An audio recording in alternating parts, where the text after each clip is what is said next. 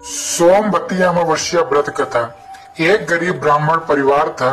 उस परिवार में पति पत्नी के अलावा एक पुत्री भी थी। वह पुत्री धीरे धीरे बड़ी होने लगी। उस पुत्री में समय और बढ़ती उम्र के साथ सभी स्त्रियोचित गुणों का विकास हो रहा था। वह लड़की सुंदर, संस्कारवान एवं गुणवान थी, किंतु गरीब होने के कारण उसका विवाह नहीं हो पा रहा था। एक दिन उस ब्राह्मण के घर एक साधु महाराज पधारे। वो उस कन्या के सेवा भाव से काफी प्रसन्न हुए। कन्या को लंबी आयु का आशीर्वाद देते हुए साधु ने कहा कि इस कन्या के हथेली में विवाह योग्य रेखा नहीं है।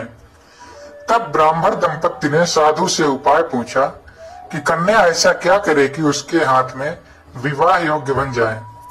साधु ने कुछ देर विचार करने के बाद अपनी अंतर्दृष्टि से ध्यान करके बताया कि कुछ दूरी पर एक गांव में सोना नाम की धोबिन जाति की एक महिला अपने बेटे और बहू के साथ रहती है, जो बहुत ही आचार विचार और संस्कार संपन्न तथा पति परायण है। यदि यह कन्या उसकी सेवा करे तो और वह महिला इसकी शादी में अपने मांग का सिंदूर लगा दे तो उसके बाद इस कन्या का विवाह हो तो इस कन्या का वैधव्य योग मिट सकता है। साधु ने यह भी बताया कि वह महिला कहीं आती जाती नहीं है।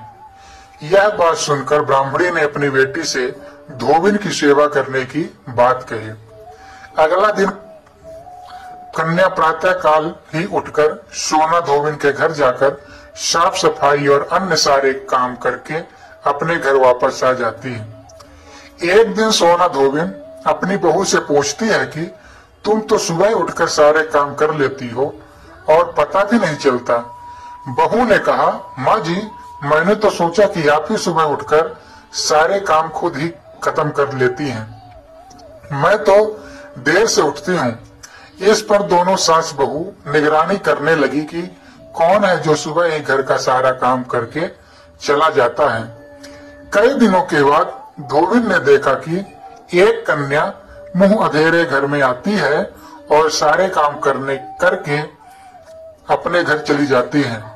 जब वह जाने लगी तो सोना देवीन उसके पैरों पर गिर पड़ी। पूछने लगे कि आप कौन है और इस तरह छुपकर मेरे घर की चाकरी क्यों करती हैं। तब कन्या ने साधु द्वारा कही गई सारी बात बताई।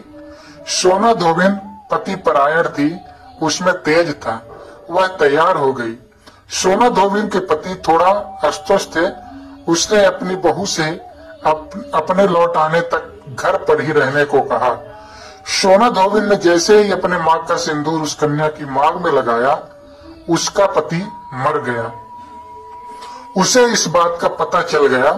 वह घर से निराजल ही चली थी, यह सोचकर कि रास्ते में कहीं पीपल का पेड़ मिलेगा तो उसे भंवरी देकर और उसकी परिक्रमा करके ही जल ग्रहण करेगी। उस दिन सोमवती अमावस्या थी। ब्राह्मण के घर मिले पूरे पकवान की जगह उसने ईंट के टुकड़ों से 108 बार भंवरी देकर 108 बार पीपल के पेड़ की परिक्रमा की और उसके बाद जल ग्रहण किया। ऐसा करते ही उसके पति के मुर्दा शरीर में वापस जान आ गई। धोबिन का पति वापस जीवित हो उठा। इसीलिए सोमवती अमावस्या के दिन से शुरू करके जो व्यक्ति हर अमावस्या के दिन भंवरी देता है, उसके सुख और सौभाग्य में वृद्धि होती है। पीपल की पेड़ में सभी देव का वास होता है।